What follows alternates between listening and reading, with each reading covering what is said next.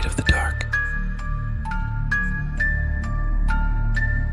Hello, my listener. Thank you for being here. Today I'm going to tell you about a famous tragic story about a discovery in the Tokyo subway, and you'll also learn the scary truth of underground transportation. Please subscribe to the channel and have fun listening. In 2002, Japan was shaken by a horrifying discovery at a Tokyo railway station. One of the train cars caught fire due to an electrical malfunction, forcing passengers to hastily evacuate the train. Several hours later, as authorities began sorting through the panicked passengers' abandoned luggage, they found something horrifying. A teenage girl with amputated limbs, wrapped in plastic with small breathing holes. Her vocal cords had been removed, rendering her unable to scream.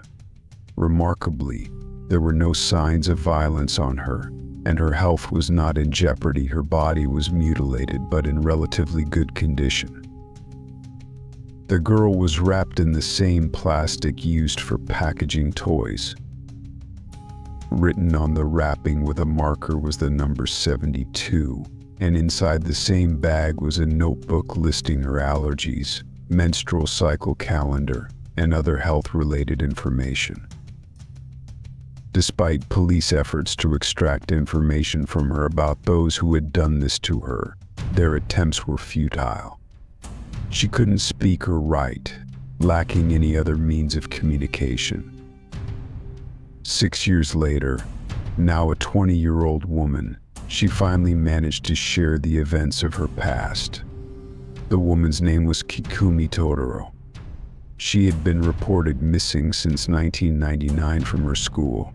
Her parents had considered her dead. Kikumi recounted that a stranger had claimed her parents had sent him to fetch her, and she got into his car. The man blindfolded her and sprayed something in her face, causing her to lose consciousness. She woke up in a large, brightly lit white room, in a locked cage with two other girls.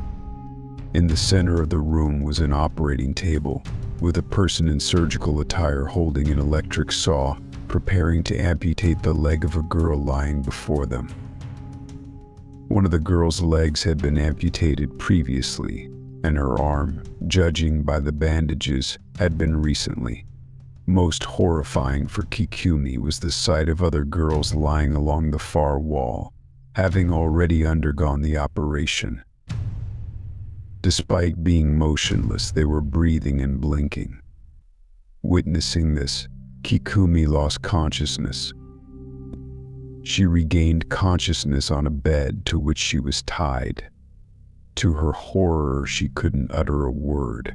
She futilely attempted to scream, and she also couldn't feel the fingers on one of her hands. Her left hand was severed, and her stump was neatly sutured. She wasn't alone in the room. Other girls lying there had amputated limbs ranging from 1 to 3, and all were voiceless. Some of them struggled, trying to free themselves from handcuffs and chains, while others simply looked up and cried. All in complete silence. Kikumi says she lost track of time fairly quickly as they were drugged daily. She was fed 3 times a day, and the shackles from her upper body were removed so she could eat with her remaining hand. Initially, she threw the food on the floor before picking it up and eating it. Lacking anyone to communicate with, and seeing no one but the other girls, she began to lose her sanity. She didn't know the current time of day, who her captors were, or their motives. Occasionally, one of the girls disappeared, only to return with 1 fewer limb. Despite the fact that there should have been several weeks between amputations, time was lost. After losing her last limb, her left leg, she was moved to what she calls the exhibition hall in this new location. She still lay in bed. The hall had a circular shape and clean air. Platforms lined the walls, each with a bed and a note next to it. In the center was an operating table with instruments, and next to it, a cage currently empty. For the first time since her captivity, she faced her captor. He was an elderly man with a gray beard. She saw compassion in his face. He looked like a typical grandfather, with no trace of malice in his eyes. He removed her restraints, and she attempted to bite him. Apparently, he was prepared for this, pushing her back onto the bed and attaching a metal plate to her back, securing it to her skull and pelvis. Kikumi was unaware that her skull and spine had been fitted with attachments connecting to the plate, depriving her of her last ability to move. The man brought a shield about 1.5 meters long with fasteners and 2 thickening agents. Taking Kikumi in his arms, he placed her on the shield and secured her plate. The shield with the attached girl was hung on the wall. The elderly man left the room, and the lights in the hall were turned off. Kikumi says the first night was a real nightmare. Sounds of blinking eyelashes surrounded her from all sides, scaring her more than the loudest scream. She remained awake for several days before managing to fall asleep. Upon awakening, her face was illuminated, but there was no one else around. The other girls had makeup on their faces. They were arranged in order of age from youngest to oldest. She realized they had been collected for quite some time. They all looked like typical Japanese girls, with long dark hair and light skin.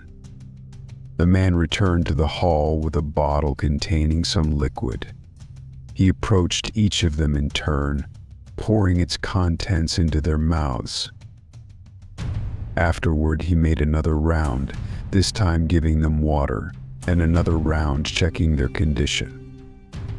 In the 4th round, he simply admired his collection, fixing someone's hair or applying powder. Periodically, 3 girls were taken away. Their left arms were cut off, their last limbs, and wrapped in plastic, were hidden in boxes, which were then carried away. When it was her turn, the number 72 was written on her plastic. Through her hatch, she heard the sound of an engine, then other people. She would be found several hours later. Her captor would be caught a few years later, only to unexpectedly and inexplicably die. The room with the remaining victims would never be found. Every year in Japan, tens of thousands of people disappear. 70% of them are underage girls. 3 years ago, we had a neighbor living next to us. Now his apartment has long been occupied by other people, and probably only I, my grandmother, and a woman from our floor remember him. His name was Fred. He was a cheerful fellow who used to tell various stories and could captivate anyone's interest. But he was completely alone, no children, and his wife had passed away shortly after they moved into our building. I used to love sitting with him outside and listening to his stories. So there we were, sitting and chatting, and he starts telling me about his work. He worked in our subway. The subway was initially constructed as a massive bomb shelter. What we see on the walls of the cars, those intersecting colored lines, is only a tenth of the huge underground metropolis lying beneath New York City. Fred talked about the numerous tunnels, the dark branches known only to the workers, about what the track walkers do as they traverse the underground city with a pocket flashlight, and what they see in the subway's black holes. He spoke for a long time, and it was fascinating. Then he fell silent, spat, lit a cigarette, and said, "You know, people disappear in the subway every month, 1 or 2 at a time." I started listening very attentively.